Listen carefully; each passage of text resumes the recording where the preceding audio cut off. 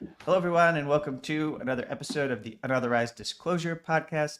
I'm one of the show's hosts, Kevin Gosztola, and I'm very pleased to be joined by Khawla Nakua, who is a freelance criminal justice reporter and also an organizer with the National Writers Union, who has joined me to discuss a report that was put together by the National Writers Union called Red Lines in the Media Industry During the War on Gaza. I'll go ahead and just put this report up here so people can see it. This is a website that is hosted on nwu.org's website. That it's a page. The report is hosted on their website. And so, welcome. I appreciate you joining me to discuss what's been unfolding in the industry for writers over the last 7 to 8 months.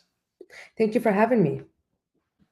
And in particular, uh, let's just begin by giving people you don't have to say a lot about Mhm, yourself, but I would appreciate it since I haven't had an opportunity to meet you mhm, before. If you could maybe share a little bit about getting involved in criminal justice mhm, reporting, what brought you to the profession, mhm. and I think the reason why I would begin there is because obviously what we're talking about is people being deprived of the opportunity to perform their craft or do what they were trained to do, all because they were expressing a political viewpoint. I have always wanted to be a journalist. I wanted to be a journalist when I was 13, and it was due to the US invasion of Iraq. I was pretty upset by it and was pretty upset by the way it was covered. And so it sort of, in a way, inspired me to become a journalist and to really hone in my craft as a journalist. And then a couple of years ago, I started to really think about started to really think about criminal justice reform, and it really started with a story that I was looking into regarding a case in Alabama where a Muslim incarcerated person wanted to have like an imam in his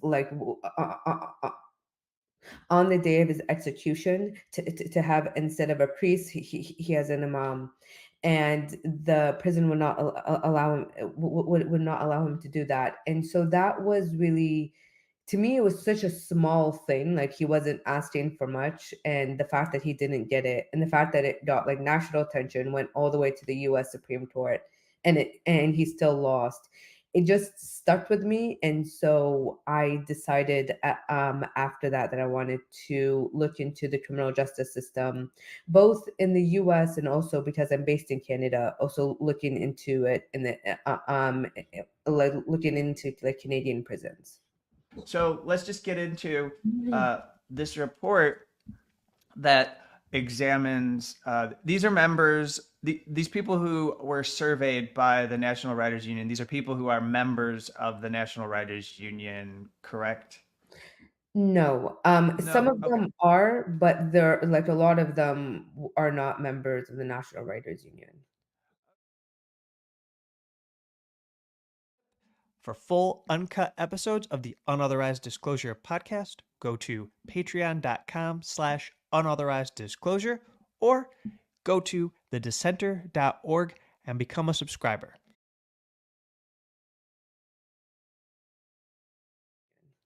Okay, so these were people that you were able to reach out to, and I know that part of the report, I should tell those who are viewing and or listening that there were a couple surveys that were conducted in order to compile information. So rather than have me speak for you because you were involved, before we get into the examples of retaliation, you speak about the what led to this report and the way it was conducted by National Writers Union to go around and ask people a couple important questions Mhm. about things that face the profession right now.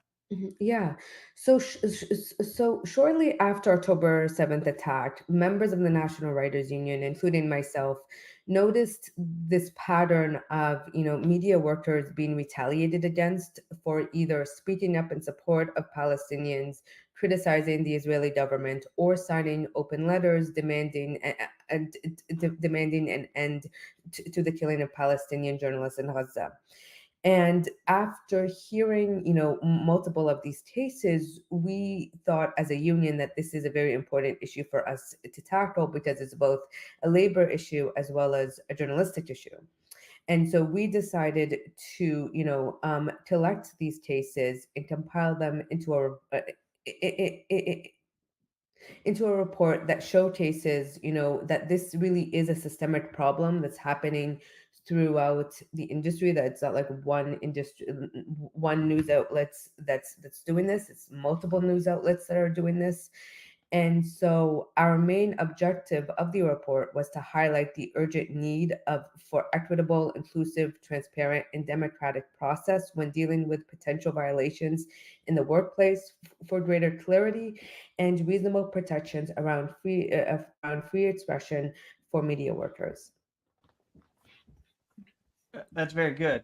And it's very detailed, and uh, the report digs into the different examples Mhm. and types of retaliation that can be faced. Or I imagine that most people out there understand retaliation to be termination or being fired and no longer being able to work as a professional in what you were trained to do. These aren't only writers, some of them are staffers or personnel, or they could be editors for publications that have experienced difficulties and then had to leave their position. But there are also different other ways that people have faced retaliation. Perhaps you want to speak to people about the different example or the different types of retaliation that were covered in your report. Yeah, so we have a huge list of the types of retaliation. So on this list, we have cancellation of appearances slash events. We have cancellation of assignments, assignment restrictions, terminations, resignations, social media suppression, online harassment, and award rescinded. I'll put these up for you. Didn't want to like make this a memory test for you, Yeah. so I put some examples I pulled from, and this is from the National Writers Mhm. Union report. So you do a good job of linking so that people can see that some of these examples of retaliation did make the news. Yeah. I mean, I guess in some instances they were undercovered and people might not know that those people faced retaliation. But in this case, we have a cartoonist who was under contract named Steve Bell, who was working for The Guardian and did a cartoon on Netanyahu. I don't know if there's anything you wanted to say about these particular examples, Mhm. um, but then there's also, and this one, being that it's in Canada, maybe you Mhm. have more to say about this one, but a Palestinian journalist who was fired from CTV in Canada for pro Palestinian activism. This was covered by The Rabble.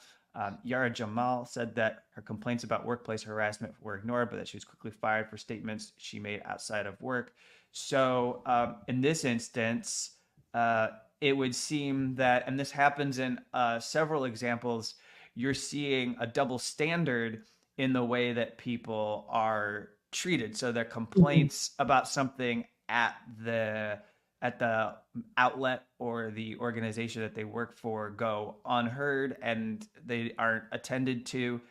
And then when it comes to complaints about their speech, there's an immediate response by management.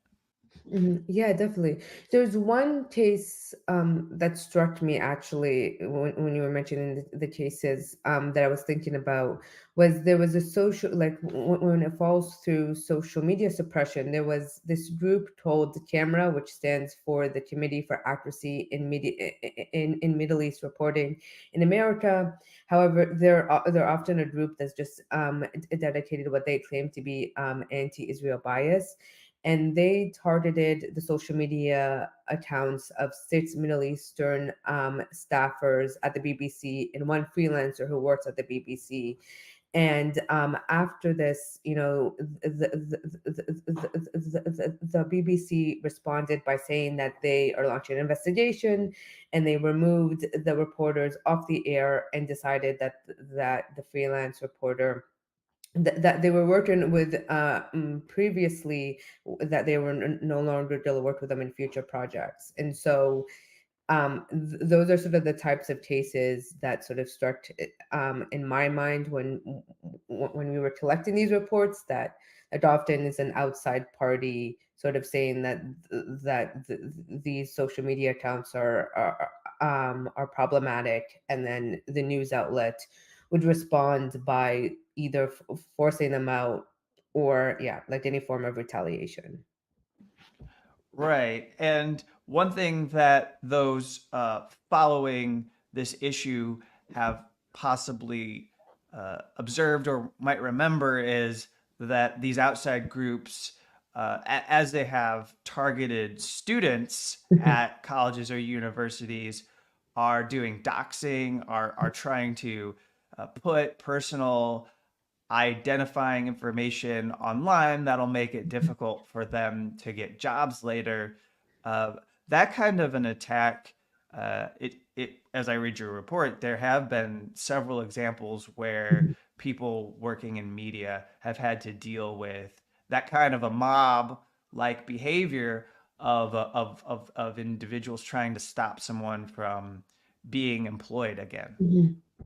Yeah, yeah, it's definitely something that we're noticing a lot, even after. So, like our report, we stopped the limit of cases when it comes to February 1st. However, we're still noticing mass of retaliation, and given what's going on with student journalism, we also see that there's a connection between the way news outlets are retaliating with towards their journalists, and the way the violence towards student journalists who are just covering and just doing their jobs. As you mentioned earlier, we've seen over 100 journalists in Gaza who've been Mhm. killed, at least. That number could be a little bit higher. I think some of it depends on confirmation of how people have died, and also it depends on how some of these organizations classify journalists or classify people as being involved in this professional work. And that being said, there were a number of open letters that were organized in October. There might have been a few in November, but really and truly in that first month of the war on Gaza, there were open letters and professionals decided to sign on. We have one example that I could put up here before I ask you about this retaliation around open letters. Mhm. Uh, you had at the art forum there was a editor who worked on the open letter that artists had signed. In fact, I jotted down here from the report that he was fired, David Velasco, after overseeing the open letter that was signed by 8,000 plus artists and cultural workers. So that's a pretty good sized group of people to be brought in and speak out from within the cultural industry. And so your reaction to finding these examples of people who were retaliated against because they put their names to open letters. Mhm. Yeah. One of the things that we found pretty troubling was the fact that people were being retaliated against for signing an open letter that hasn't occurred in other issues. So for it, like even in 2021, when there was another open letter regarding fair coverage with Palestine and Israel, not that many people experienced retaliation after that. And so now that like in this case there are being like there is retaliation if you sign open letters, and not only that, you have news outlets that are trying to make policies making sure that, you know, if you do sign an open letter, that there will be consequences, which is very, to me, is very unsettling and has an unsettling feel to it. Um, Obviously the most the most memorable case of this was regarding the LA Times, when they like removed 38 journalists. I believe some of them were covering the war in Gaza, but I'm not 100% sure, and that they sort of removed them from covering anything relating to Israel and Palestine. I like, just as a fundamental view, do not agree with the idea of journalists being retaliated against for signing open letters, especially when it's an open letter just saying that Palestinian journalists should not be killed. Right, as it says in the report, there were past campaigns decrying the targeting of journalists by other hostile governments that have enjoyed widespread support. So Mhm. the standard is not being applied evenly, and as people might suspect, the report does attend to the fact that there has been expressions of support for Israel's campaign in Gaza, its Mhm. military operations, and those media workers have not been told that they should be reassigned or lost jobs because they are taking a position and are no longer, I guess, neutral. Mhm. Yeah, definitely there is a bias, and there is sort of a double standard when it comes to bias, that, you know, people who tend to have more pro-Israel views are not being asked to be objective when it comes to this issue, or not being asked to be fair. And while, you know, those who have more leaning Palestinian views, or solidarity with Palestinians, are often told that they can't cover this issue, or they can't cover anything even relating to like the encampments at universities now. And we definitely, like, as a union, do vehemently disagree and vehemently against this double standard of bias. I also want to make sure that I get your response to how this has disproportionately affected people of color who work Mhm. in this profession, because that was an element of the report. So uh, it's pointed out that many of these examples involve Middle Eastern Mhm. or North African descent, people of that descent. Yeah, so we fact checked, tracked, and researched 44 cases that involved more than 100 people, that occurred between October 7th to February 1st. And what we found, that was very stark, was the fact that Muslims and those who are from Middle Eastern and North African descent were disproportionately targeted. 38% of the cases that we found involved a Muslim or Minna worker being retaliated against. For full uncut episodes of the Unauthorized Disclosure podcast, go to patreon.com/unauthorized disclosure or go to thedissenter.org and become a subscriber.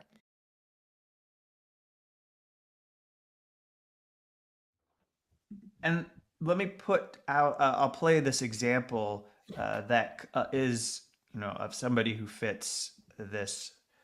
And that was Zara Al Akris, who was retaliated against. And then after facing Retaliation for social media Mhm. posts, went on Instagram to share a response to what she endured. So let me put this up here. I'm Palestinian Canadian journalist. From October 7, I started posting on my social media accounts. My posts were seen as unfair and unbalanced according to some selective, biased, racist standards. I was terminated from my job. This was such a shock to me as a racialized journalist, as someone who actually believed in this organization. I'm the fourth generation Palestinian who was forcibly displaced from Palestine due to the occupation. My family comes from Hebron, West Bank. I felt as a Palestinian, as a human being, this is a situation where I cannot afford to stay silent. Just as we spoke up about Ukraine, just as we condemned Putin's invasion of Ukraine, we must speak up in this situation. And things have escalated from that moment on. My direct manager reached out and asked me to stop posting because they have received a complaint. I recommended that I delete everything I have been posting. I mainly was sharing criticism of Western media's coverage. I was sharing criticism of government's response to what's going on the ground. I was sharing scenes from the ground. I replied to my manager, explaining to him my situation. I said that I hope I can come to an agreement with the company to preserve my right to speak up about my people, about the injustice that is happening to my people. I received another email from a workplace investigator from the Ethics and Conduct Office at the parent company. So I replied to her and sent her a screenshot of a dead Gazan baby in hospital. And I explained to her that this image has been my reality for a week at that time. And this has been the reality of my people for years. And I would hope that someone in this organization would understand, would actually ask me, how am I doing at least? Unfortunately, that workplace investigator took issue with me sending her a disturbing image, as she considered it. I received a final notice to remove everything I have been posting and to stop posting whatsoever in the future. I inquired at least 3 times about the specific posts the company wants me to take down, and I asked them to present me with a clear argument as to why these posts are seen as a violation of their policy. I was never provided with any links. I was only told that my overall posts give the perception of bias according to some people, and that is why they terminated my employment. They terminated me based on the assumption that I refused to comply, although their request was not clear to me. This is written in my termination notice, that I violated their respect in the workplace policy by sending a graphic image to an employee. The whole process was arbitrary. To me, this was punishment for my stance. They actually offered me money to stay silent about their decision to terminate me. I risked it because people are literally dying before our eyes. It means nothing if I lost my job. I could just find another one tomorrow. Whatever people outside of Gaza do to amplify the voices of Palestinians under Israeli bombardment right now is the least, the bare minimum any human being can do, because governments are failing the Palestinians. Your response to what Zara was sharing. It's so like for me disheartening that a journalist was doing her job, posting on social media, and then she was terminated for it. I do think one thing that we did always we underscored as well in the report was that social media policies are often sparse when it comes to news outlets, that there is no really like indication on like what is considered political speech, what is something that like what are journalists like can post and cannot post. And so this has been an issue for a couple of years, and like the issue when it comes to social media and journalism. And And it is something that we found in a lot of cases that social media is one of, social media suppression, either by a news outlet or by, outside parties, are one of like the most, like of the cases. It's one of like the most cases that we have found during the like these months. Zara was on maternity leave when this happened. That was according to your report. So anyone who's a professional would recognize that that's not a time that you want to be reassessing what you're going to do as your employment. What has the National Writers Union come to understand when it comes to objectivity? We sort of, when discussing objectivity, I think, for years we have invoked objectivity as a professional responsibility. However, in our analysis, we found that a lot of what we claim as objectivity is really subjective, and it really dominates, and like it reinforces a dominant narrative, while the perspective of marginalized groups are often likely considered fringe or biased. And so you're seeing this in a lot of cases where journalists who are Middle Eastern descent, or other journalists of colors, of color, when they express, so, like the idea of fair coverage in when regards to Palestine or Black Lives Matter, and they are often deemed as being biased for doing so.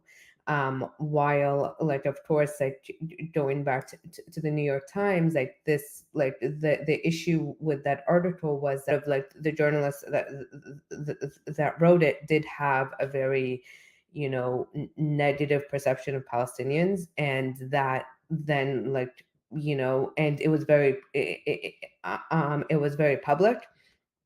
And so the fact that she was still allowed to write this article with that bias, while like other journalists of color, that if they have a bias like that, they wouldn't be allowed to write an article like that. And so we believe that, like, there should be like a new view of objectivity, in a new way that we think of objectivity in this industry. And so, like, it's bad enough that there's been massive layoffs in so many news outlets, but this just then adds to, like, the retaliation just adds to more loss of journalists that we badly need in this moment.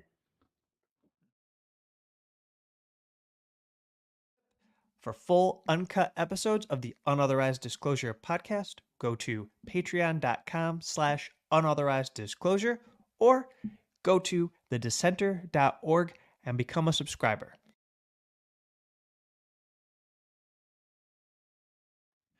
Finally, but before I let you go, and thank you for speaking to me about this important trend, alarming trend that we have to do everything we can to push back against.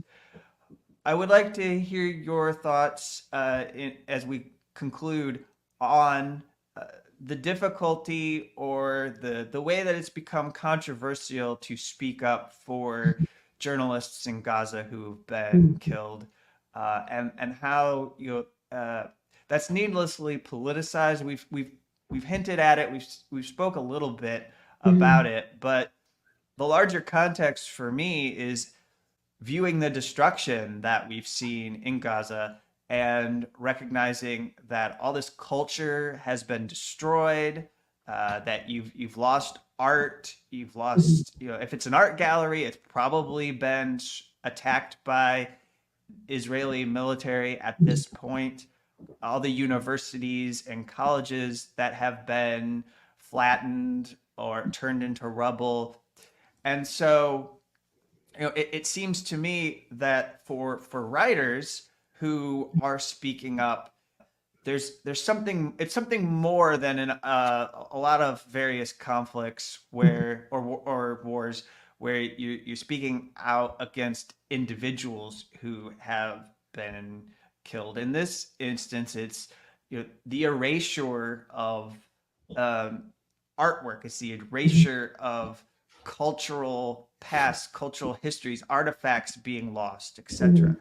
I feel like due to this heightened retaliation, it just made a lot of people more realizing of like how terrible this issue is, and so and so people want to like speak up about it, even regarding even if it affects their careers. Like I think this is something that you're noticing with university students, that like these are young students who are sort of at the start of their adulthood, and they are joining these encampments and doing all this stuff, despite that it may like affect their careers, and they really kind of don't care, um, or it's not in their primary mind when they're thinking about this and when they're thinking about joining.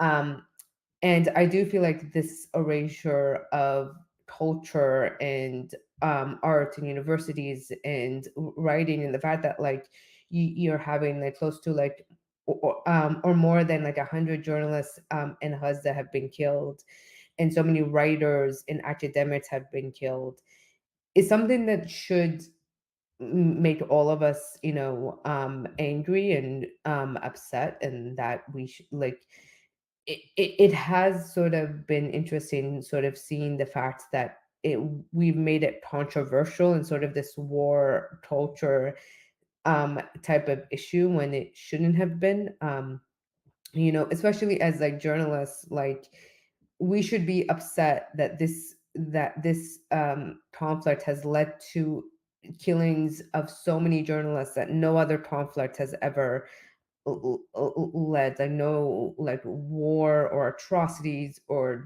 genocides have ever led to this many journalists being killed, and that is like really upsetting, and like are ignoring it or are not talking about it is to me very stark and goes against the idea of like journalism is not a crime, which we keep constantly hammering, which obviously like I believe in. Like I've always believed in this, and I've always criticized countries that don't have strong press freedom policies. But this is also the same thing, that if a country is brutally killing journalists without impunity, which first is like against international law, and second, it's something that we should all be against by. Like the protection of journalists, the protection of the truth is something that like we should all advocate for, even though like I know advocacy is something that journalists always get uncomfortable with, but that is like one type of advocacy that we should all agree in. Right. And so, like, when you work in this profession and you advocate for freedom of the press, or you advocate for journalistic protections to what you do as a worker, uh, that has, for the most part, been seen as acceptable. And, I don't think there are many editorial boards that would be upset that you advocate for equality and justice when it comes to performing journalism, and yet we see these examples. So since you and I share this, which is my coming into this space comes from the Iraq War as well, and that was a time when journalists were pulled into defending and helping the U.S. government justify what they were doing. And then in retrospect, it's very difficult for anybody in journalism or writing to publish defenses of the U.S. invasion into Iraq. It's not going to win you any awards or prizes. You're not going to advance your career by defending the Iraq War.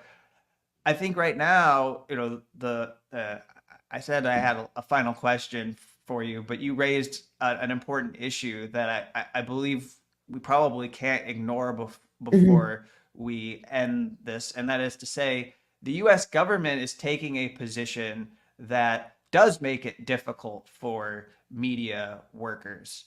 I think that when you look at the retaliation, it's not unfair to say that the stuff that people are dealing with in the workplace is a symptom of the fact that you have a U.S. government that is funding and providing weapons to the Israeli government. So, as far as people working in Western media institutions, I know that the report covers like Canada, Germany, Australia, the other European countries, the United Kingdom. These are all countries that are supportive of these actions. So, for reporters and writers to be on the other side of this, it becomes difficult because this is a very powerful coalition that has decided to stand up in support of Israel.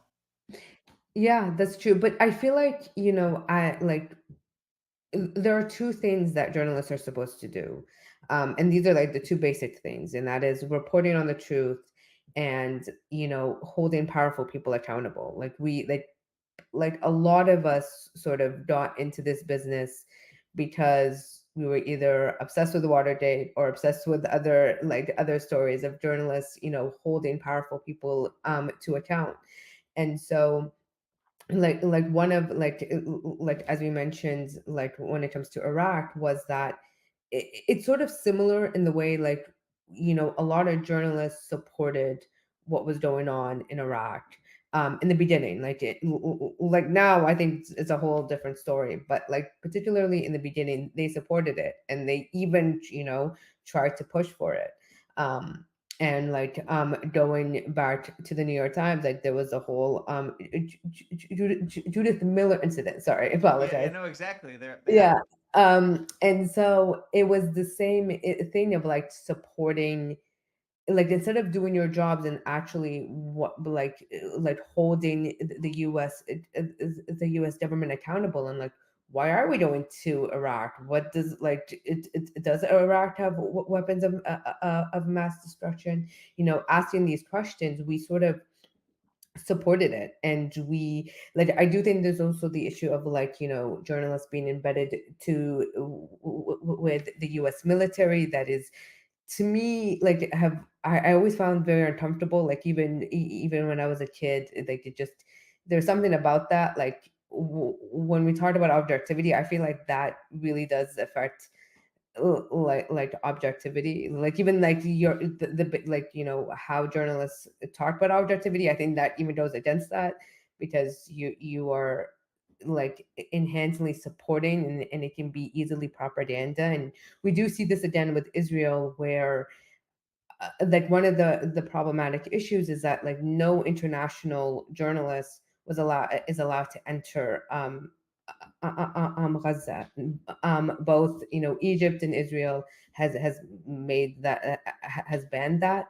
And so, and the only way you can go like in the Israel side is if you're embedded with the Israeli government. But of course, the issue with that is that it can be easily like propaganda. And you do see this with the report that the CNN covered.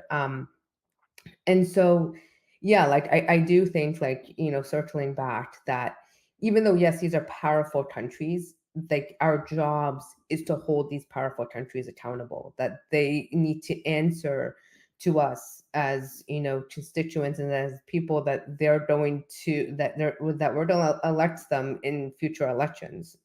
um and so it's very important as journalists that we do our jobs and holding them to account, and not supporting them, or become propaganda in any way.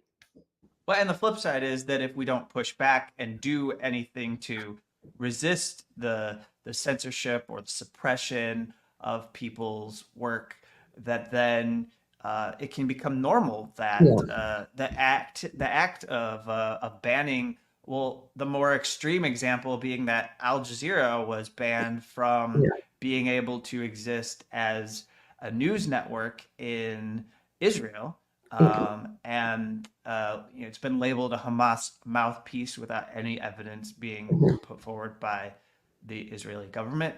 And that's an extreme example by a party in the war. But what's to stop institutions in the US, Canada, Australia, United Kingdom from taking that approach if Yeah. there isn't organizing in defense of people's freedom of expression?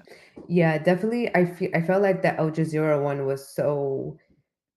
I feel like it sets such a dangerous precedent because, like as you mentioned, like what if they're like any then country can do the same thing? Like they could take Israel's lead and be like, okay, like I'm gonna ban, I don't know, like the New York Times, the Washington Post, whatever, and that they are not allowed to enter the country. Like Russia could take this, or like literally any dictatorship it can view this.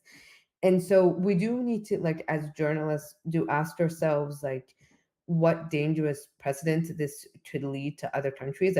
This does have like a ripple effect that that people can take this and be like, oh, I can swing this any way, um and that is very dangerous.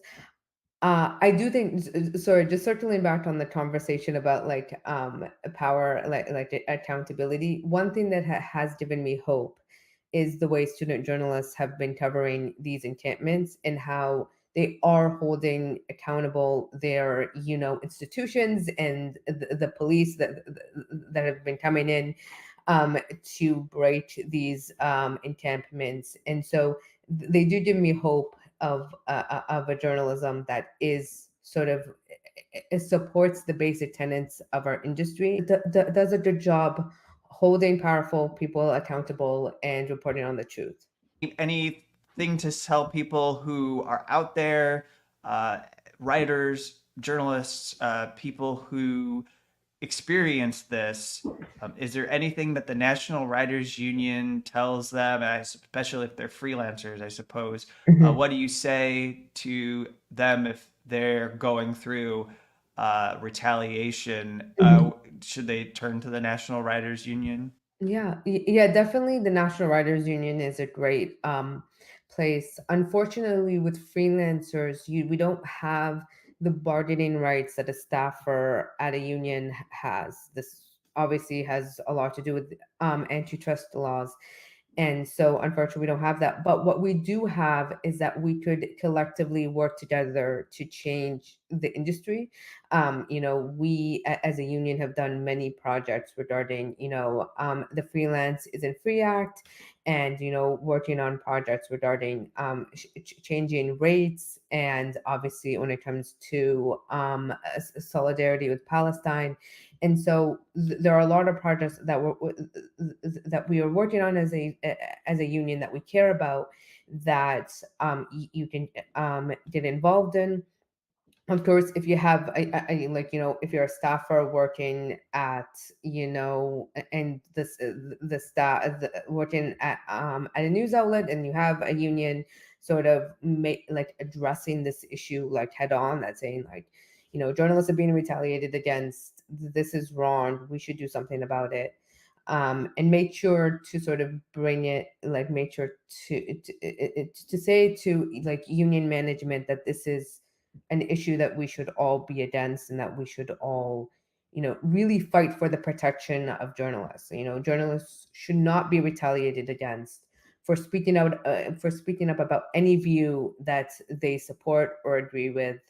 Um, and so that's like that's a couple of ways that we could all, you know, protect like freedom of speech and the press within our unions.